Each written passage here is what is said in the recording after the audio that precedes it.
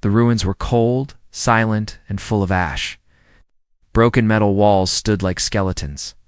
Fires still burned in far corners, flickering in the wind. Captain Reed stepped over shattered glass, holding his rifle low, boots crunching through dust and rubble. His helmet scanner beeped, life signs detected nearby. Faint, but real. The war had ended 3 days ago, but this city still bled smoke. He had been sent to find any survivors left behind. So far, he had found only silence, blood, and ruins. Then, he heard it. A small sound, not wind, not machines, not echo. A soft voice. "Please." Reed froze. He turned, eyes scanning the collapsed buildings, burned-out ships, and twisted support beams. "Please, human." The voice came again. Small, shaking, full of fear and hope. Reed raised his visor. "Hello, where are you?" He followed the sound, stepping slowly through what used to be a school dome. Its roof had caved in, desks half buried in dirt. His flashlight passed over movement, a small figure hiding between 2 columns of cracked stone. He lowered his weapon. "It's okay. I won't hurt you." The child stepped out. She was no older than 7. Alien clearly, her skin soft violet, cheeks marked with glowing freckles. She was barefoot, wearing a torn gray dress. Her large eyes stared straight into his. Her voice trembled. "Make my mom smile again. Be her husband." Reed blinked. He stepped closer, crouching to her level. "Wait, what did you say?" She sniffed, wiping her dirty face with both hands. "You're human. You have light in your eyes, like he did." "My real father." He smiled at my mom. She smiled back. "Hasn't smiled since he died?" The girl pointed toward a cracked stairway going underground. "She's down there. She won't come out. She won't talk to me. She cries every night when she thinks I sleep." Reed's heart twisted. He was a soldier, trained for combat. Not this. "I can help, but I can't just marry her." The girl tilted her head. "Why not? If you're kind and she's lonely, then it's right. I'm just a child, but even I know that." She turned and started walking toward the stairs, then looked back. "If you care even a little, follow me." Reed stood there, his fingers gripping. His belt. Every part of his training screamed that this was not his mission. He was here to report survivors, not rescue families. But something in that girl's voice wasn't just words. It was a cry from someone who had seen too much pain. He followed her. The stairs creaked as he stepped down into the dark. The air was thick with dust. Broken lights blinked on the walls. The girl moved carefully, guiding him through a small tunnel. They reached a dim room, once a medical shelter. A single heat panel glowed weakly in one corner. Blankets covered to crates. On one of them, lying motionless, was a tall alien woman, her skin pale gray, body wrapped in cloth and old armor pieces. Her eyes were closed, her lips were dry. She looked tired beyond reason. "She's not sick," the girl whispered. "She's just empty inside." Reed stepped forward slowly. "Ma'am, I'm human. I'm not here to hurt you." The woman opened her eyes. Golden and dim, they locked with his for a long moment. She did not speak. She only stared, then looked away. Reed saw it then. The scars on her neck, her wrist twisted, one shoulder. Slumped wrong, wounds from battle and suffering. He could tell she used to be strong. Now she looked like someone who had given up. She was a healer, the girl said softly. But now she says her heart broke, and no medicine can fix it. Reed placed his backpack down. He opened a sealed packet of food and placed it near the woman. "I'm not your enemy," he said quietly. "I'm not your answer either, but I'm here now." The woman didn't respond. She turned her face toward the wall. Reed sat down against the opposite wall. Watched the girl curl up beside her mother, holding her tightly. The room stayed silent, except for the hum of the heat panel. Then the girl whispered once more, "Please, just stay a little longer." Reed looked around the broken room. At the mother who would not speak, and the child who would not give up, he nodded slowly. "I'll stay," he said. For now, the air inside the shelter was still, like the world had stopped breathing. Captain Reed didn't sleep much. Sat with his back against the wall, boots planted firm on the cracked floor. Every sound echoed, the slow drip of water from a broken pipe, the girl's soft breathing, the quiet rustle when her mother moved in her sleep. At sunrise, the girl woke up first. She rubbed her glowing eyes, stood slowly, and walked over to Reed. "You stayed," she whispered. "I said I would." Reed replied, voice low. She smiled for a second, then looked toward her mother. "She still won't speak to anyone, not even me, but maybe." Reed stood, brushing dust from his pants. "Maybe today." He walked over to the wounded alien woman. She lay there, eyes open now, but she didn't look at him. Her body didn't move. She seemed like stone silent and cold. "My name's Reed," he said gently. "I'm human, yes, but I'm not here to hurt you. Your daughter brought me here. She thinks I can help." The woman slowly turned her head. Her lips moved. "You should leave." Her voice was dry, cracked like desert stone. Reed knelt beside her, his voice firm but calm. "I'll leave when she asks me to, not before." Zara blinked once at his words, then looked away. The girl returned with water from a cracked pipe. Outside, she brought it in a bent metal cup and placed it beside her mother. "Drink," she whispered. "Zara, you didn't move." Reed watched this happen twice more that day. The girl brought food, then warmth, then a blanket. Each time, Zarai turned her face away. Each time, the girl's small smile faded a little. When night fell again, Reed cooked one of his rations. The smell of heated grain filled the room. Placed a bowl near Zarai's bed. "This is food, not a favor," he said quietly. "You eat, you get strength. You get strength, you protect her.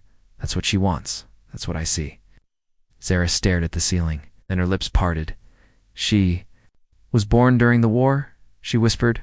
"Under fire, I delivered her myself." Reed sat down nearby, silent now.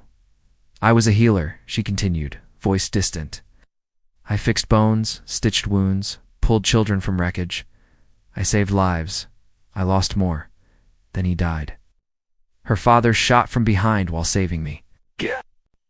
Looked at Reed for the first time fully, and I broke. Reed said nothing. He didn't have to. Zarai's eyes narrowed. "Why are you still here?" "Because she asked me to," he said simply. "Don't leave." She let out something between a laugh and a breath. "You're strange for a soldier." "No," he said, "just tired of walking away from things that matter." Zarai looked at him, studied him. Her gaze wasn't soft. It was sharp, deep, searching for lies. She found none. The girl returned. From outside, her small hands dirty, was holding a bunch of metal scraps and wires. "I found more heat rods," she said proudly. "We can fix the corner panel." Zarai turned to her daughter, her voice cracking. "Why are you always trying to fix things?" The girl blinked. "Because you stopped." Zarai lowered her head. Later that night, Reed woke to soft sobbing. It wasn't the child. Zara sat on the floor, arms wrapped around her knees, back shaking. She cried with no sound, tears slipping down her cheeks. In her hands she held a piece of broken metal. It was a medical badge, tarnished, bent, almost unrecognizable. Reed stepped forward. "You don't have to do this alone," he said. She didn't look at him, but she didn't tell him to stop either. He knelt beside her. "You don't have to smile. You don't have to love, but she needs you. And maybe you need someone too." Her voice was low. "I don't know how to be that person again." "Then let's find her together." For a long time, neither moved. Then she whispered, "She deserves more than what I am." "You're still her mother," Reed said, firm now. "That's enough. That's more than enough." Zari closed her eyes. The girl stirred in her sleep, then whispered softly, "Mom?" Sarai opened her arms and walked to her daughter. She lay down beside her, wrapping her arms around the girl's small body, holding her tight. Reed watched, eyes heavy.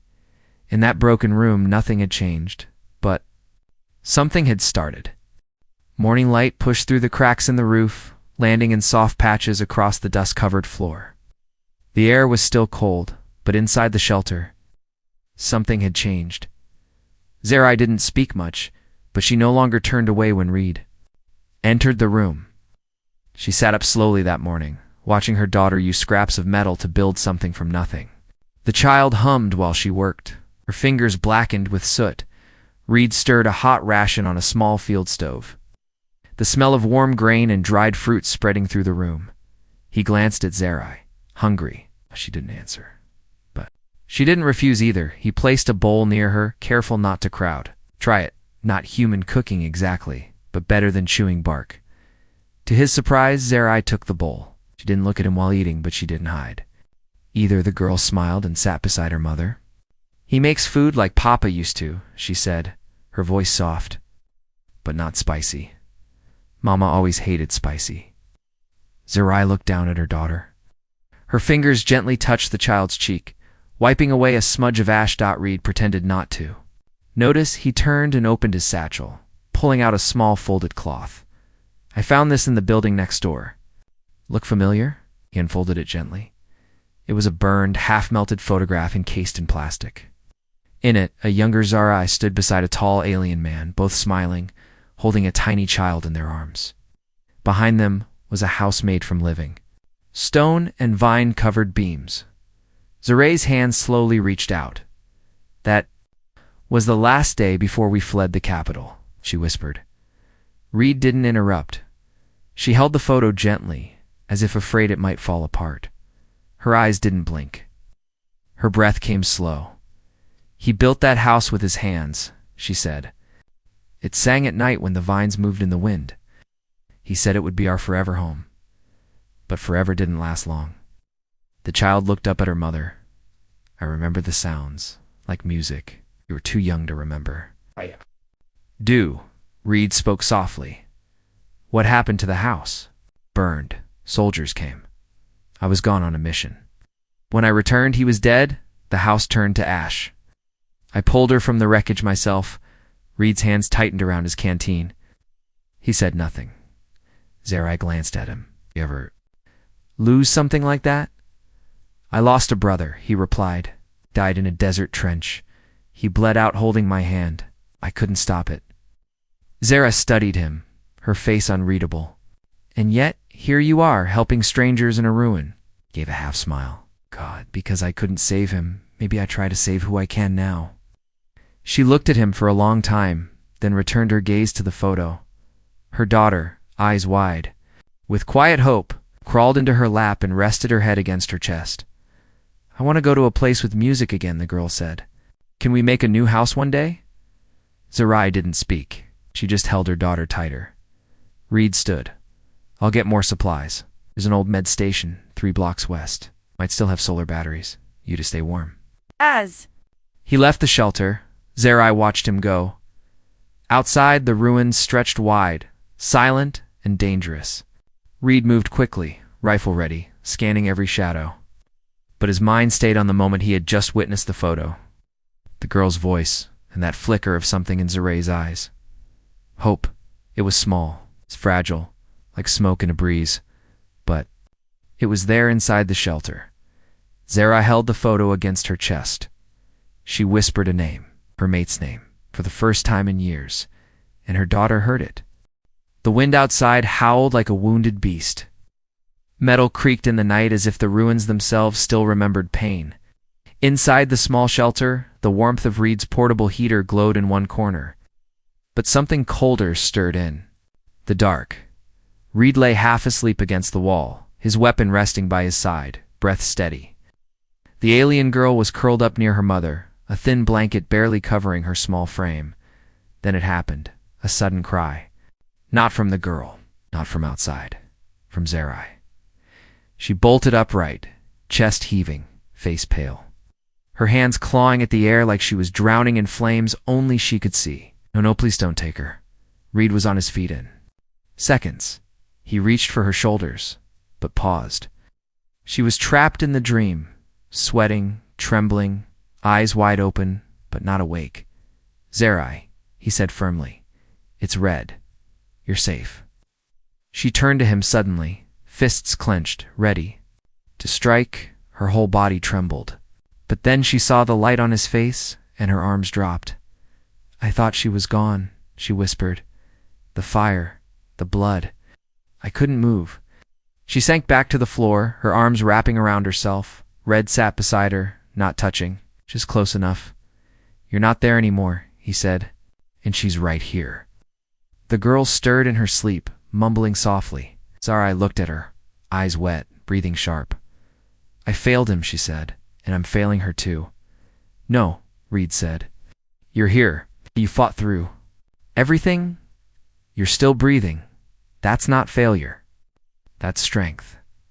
Sarai shook her head. You don't know what I did? Then tell me, he said. Silence fell again. Outside, wind rattled broken signs. Inside, only the quiet thump of her heartbeat remained. I left them, she said at last. I was assigned to the front line. I begged to stay behind, to keep them safe. The council said no. I followed orders. I came back 2 days too late. Reed listened, every word carving a deeper place in his chest. She was under rubble, holding his arm. Sarai whispered. He was already cold. She didn't cry. She just looked at me. She looked at Reed now. Do you know what that silence does to a mother? Reed's voice was low. No, but I know what guilt does to a soldier. Sarai wiped her eyes with the back of her wrist. She stopped talking for weeks, she said. I tried everything, singing stories, old toys. She just sat there. Then, one day she walked up to a stranger, an elder from the marketplace, and said, Will you marry my mother so she smiles again? The poor man ran away. Reed couldn't help but breathe out through his nose, not a laugh, but something close. She's brave. He said, She's too hopeful, Sarai replied, and I don't know how to carry that weight. You don't have to, he said. Not alone. She turned to him. You don't know me. I know enough, he replied. You stayed alive for her. You kept breathing. It's not weakness. That's a fight most people never win. Her voice cracked again. I don't need saving. I never said you did, he said. But maybe you could use someone to walk beside you. The girl stirred again and sat up slowly, rubbing her eyes. She saw her mother sitting there in the dark, tears still shining on her face, and for the first time in many nights, she climbed into her mother's lap without hesitation. Sarai rapped, her arms around her, and whispered, I'm sorry. The girl looked up and smiled, sleepy but sure. I knew you'd come back, Mama. Reed turned away to give them space, but just before he stepped outside for air, he heard Sarai say quietly, behind him, thank you for staying. The day began quiet. The sky above the ruins was a pale gray, heavy with mist. The broken city seemed softer in the morning haze.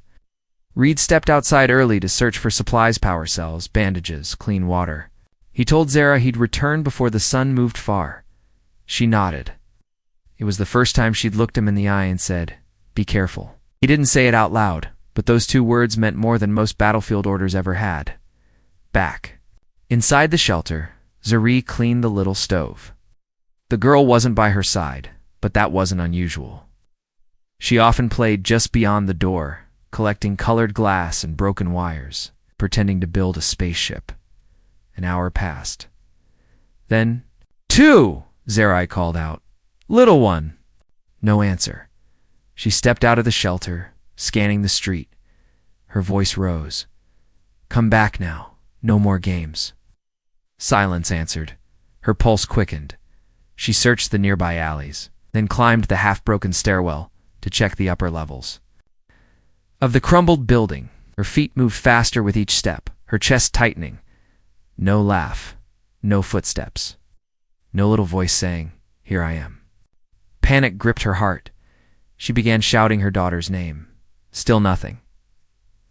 By the time Reed returned, carrying a metal container of purified water, he found Sarai kneeling in the dust, her hands shaking.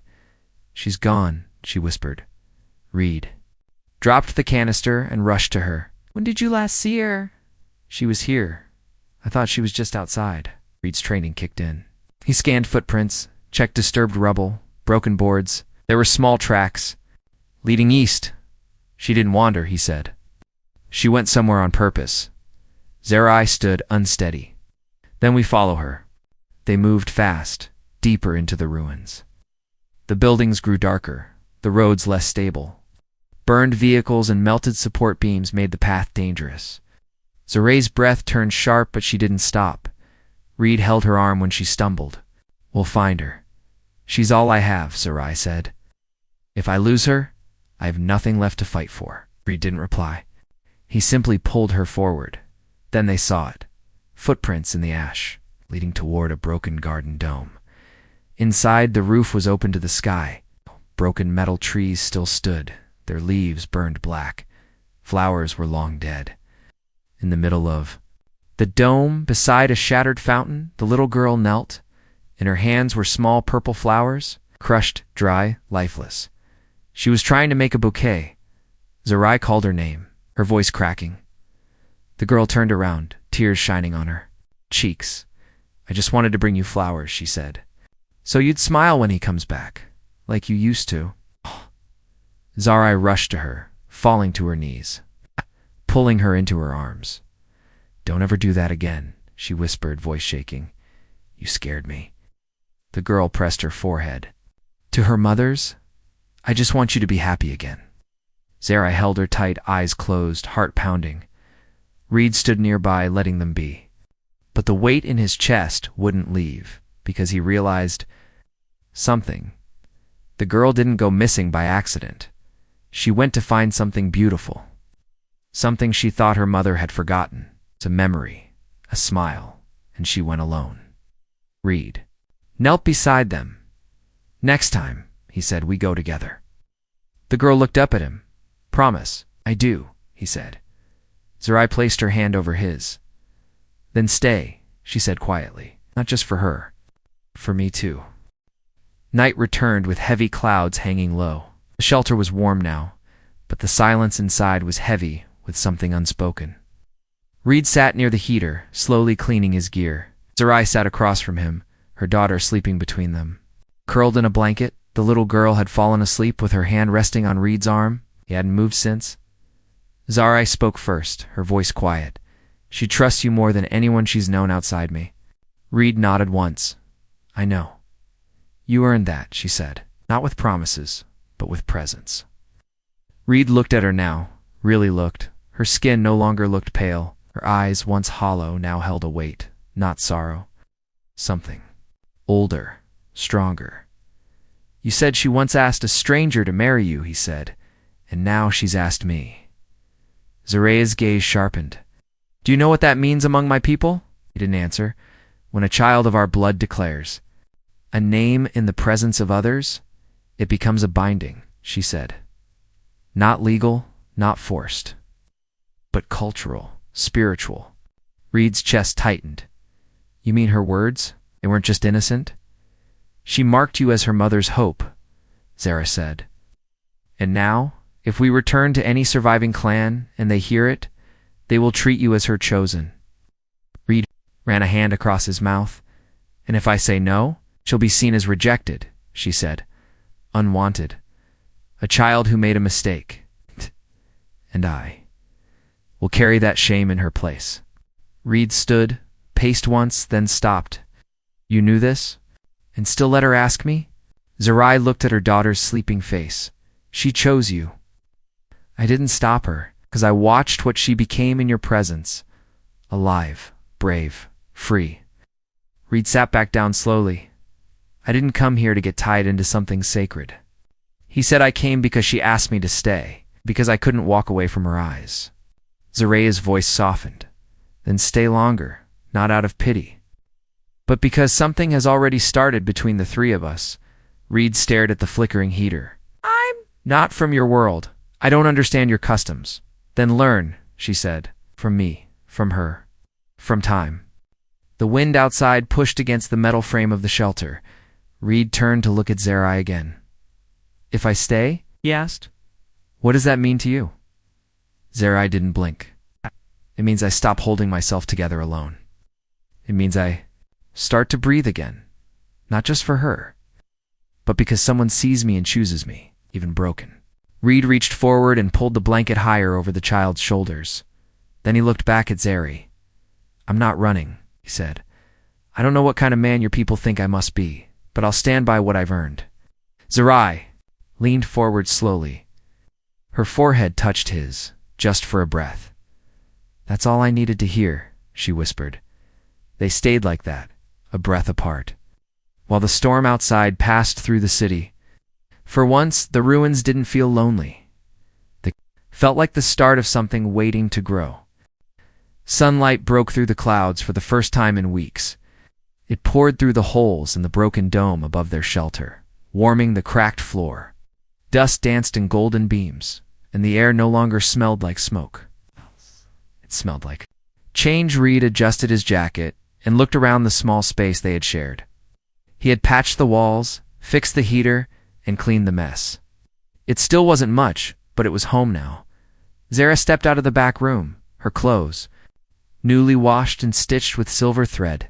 Her long hair was pulled back, her movements steady, proud. "Do I look like a widow?" she asked. Reed raised an eyebrow. "You look like a warrior who survived the worst and still stood tall." Her eyes smiled, and this time it stayed. The little girl burst into the room, dragging a thin vine decorated with painted metal pieces. "I finished it," she said. "It's the binding string." Sarai knelt. "Where did you find all this?" "In the ruins," the girl replied.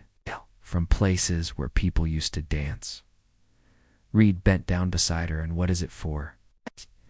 "It's for the promise," she said, holding it up. "You said you'd stay." She said she believes. "So now we make it real." Sarai looked at Reed. "In our tradition, it's not signed on paper. It's felt, spoken, shared. The bond begins when witnessed by a child, and the promise is made aloud." Reed took the vine in his hands. "So, what do I say?" The girl held up both ends, tying one around her mother's wrist. Then she stepped to Reed, tying the other to his hand. "You say the words you mean," she whispered. "So we all hear them." Reed took a breath. He looked at Zaretha's strong, scarred, beautiful alien who had lost everything and still fought to be a mother. Then he looked at the little girl braver than anyone he had ever met. "I promise to be here," he said.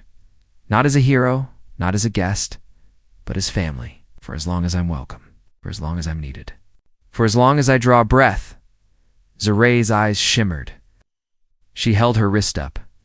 "I promise to no longer carry everything alone. I accept your hand beside mine, and her heart between us." The girl clapped her hands, the vine jingling with little pieces of metal. "Then you're joined." Reed smiled, shaking his head. "Just like that?" Zara stood, stepping closer. "Just like that." He looked down at the vine. "No war," he said. Out. "No council. No flags. Only choice," Sarai replied. Outside, the wind had quieted. The sky turned from gray to soft blue. Reed walked outside and stood in the street. He looked out across the broken city. Somewhere, other soldiers were still searching, still fighting. But here, in this small forgotten place, something had been rebuilt. Not with power, with care. Sarai joined him, her daughter holding both their hands. "What happens now?" Reed asked. The little girl answered before her mother could. "Now we make her smile every day." Sarai laughed gently, turning her head to hide it, but failed. Reed bent down to the child. "Then you hold me to that promise. Keep count." Nodded. "I already started. Today is smile number 1. They stood together, looking out at the rising sun. No crown marked this family. No ceremony played music. But in that moment, the girl's promise came true. Her mother smiled again, and the human stayed.